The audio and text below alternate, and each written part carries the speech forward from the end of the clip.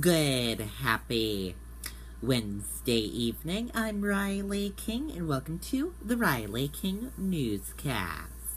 Let's get started. First up, Newport officer attacked while booking burglar suspect, police say. A Newport police officer was attacked Tuesday night while booking a burglar suspect, police said. Newport police said Ryan Gobbin, 18 of Newport, was arrested after police received reports Tuesday evening of a man going through cars in the area of the Newport Village apartments on Whipple Road. Officers investigating the area were called to a home a short distance away on Sunapee Street by someone saying that a man was trying to get into the house. Police said the person ran away, but another active burglar was reported at a business in the area. Newport and state police searched the area and said they saw a man running from a business after a brief strangle. Officers took the man into custody, police said.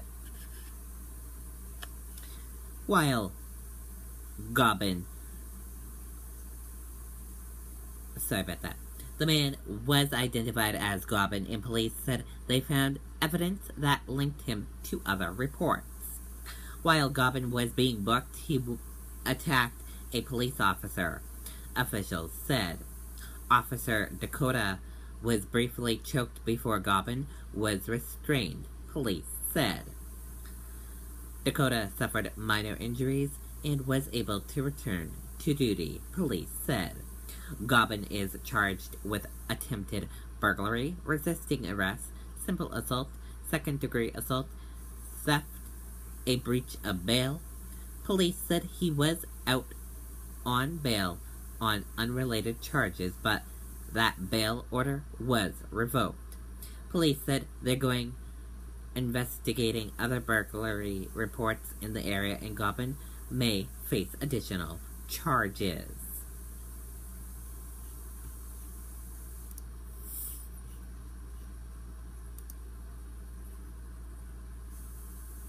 Building under construction catches on fire in Dorchester.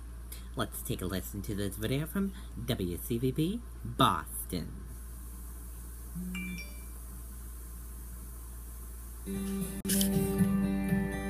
Honest, experienced, efficient, client-focused, ethical. But I would.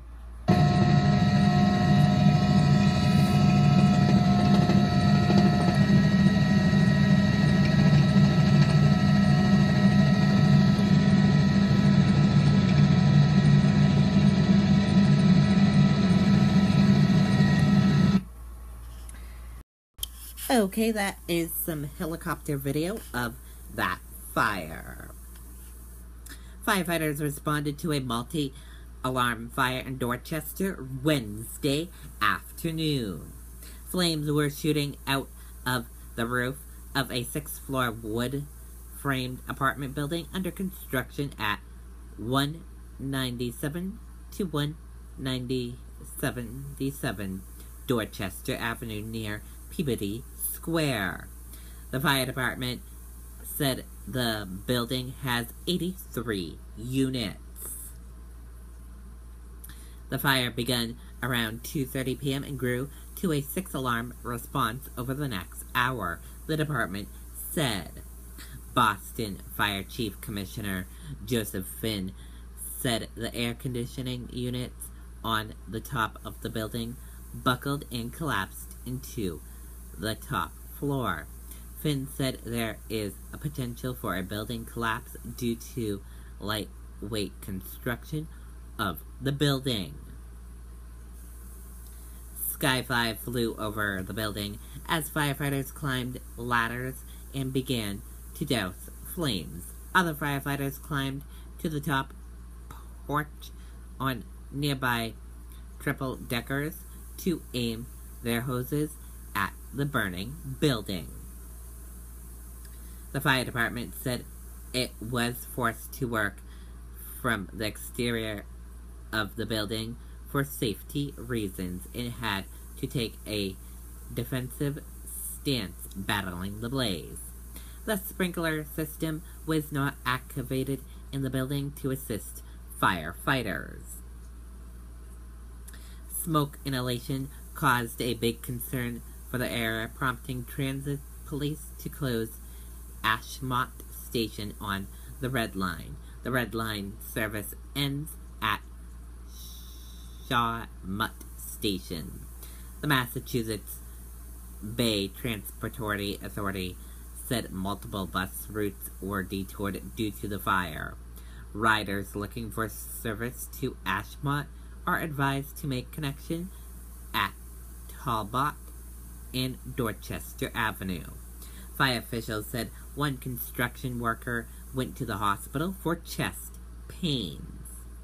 The building was in its final stages of construction and was due to be inspected by officials at the end of the week. Finn said there was construction being done to the building sometime Wednesday. There is no word yet what caused the fire.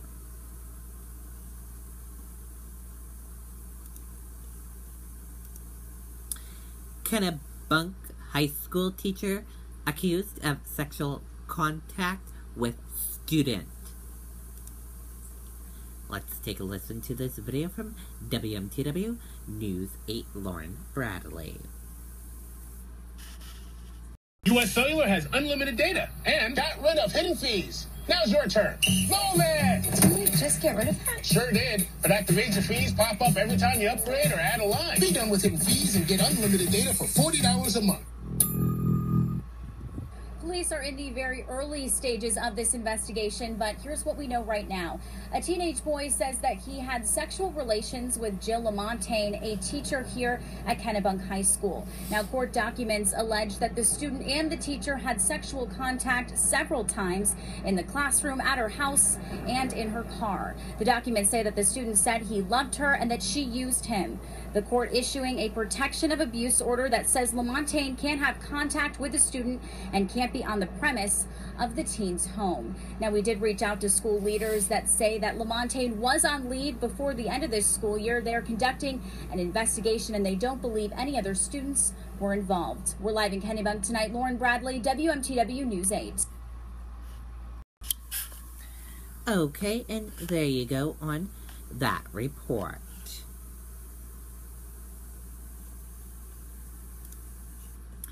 Now let's take a look at your stock market now and see where your stock market closed for this Wednesday evening. Your Dow Jones Industrial Average closed in the green and went up. Your S&P 500 Index closed in the green and went up. Your Nasdaq closed in the green and went up. Our USS 2K closed in the green and went up, and VIX closed in the red and went down.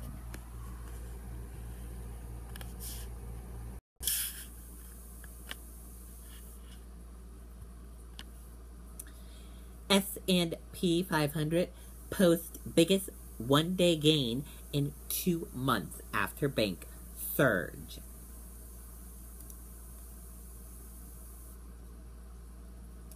U.S. equities closed higher on Wednesday as bank stocks led the charge.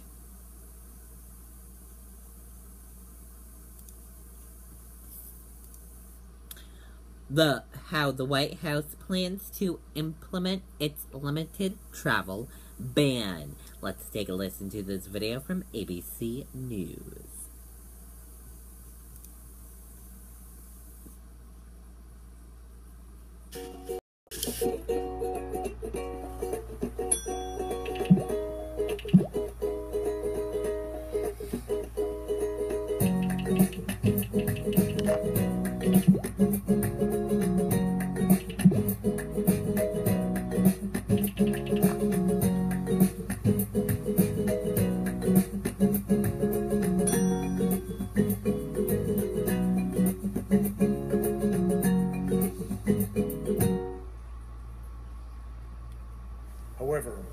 not standing on the sidelines while fanatics hatch new plots. The U.S. government is focused on deterring, detecting, and disrupting these threats. That is why in March I made the decision to ban electronic devices larger than a cell phone from the passenger cabins of U.S.-bound commercial flights from the 10 airports in the Middle East and North Africa. I made this call based on evaluated intelligence and real concerns that I had about terrorist plotting. Make no mistake, our enemies are constantly working to find new methods for disguising explosives, recruiting insiders, and hijacking aircraft. I've made a point to talk with everyone I can about securing aviation. I've met with our international partners. I've met with our industry leaders. I've met with our private sector stakeholders. My conclusion is this: it is time that we raise the global baseline of aviation security. We cannot play international whack-a-mole with each new threat. Instead, we must put in place new measures across the board to keep the traveling public safe and make it harder for terrorists to succeed. Today, I am announcing a first step toward this goal by requiring new security measures to be applied to all commercial flights coming into the United States from abroad. Okay, and there you go on that report. And that does it for the Riley King Newscast right here on the Riley King Network. I hope you all have a great rest of your Wednesday night and see you back here later on tomorrow. Bye, everyone.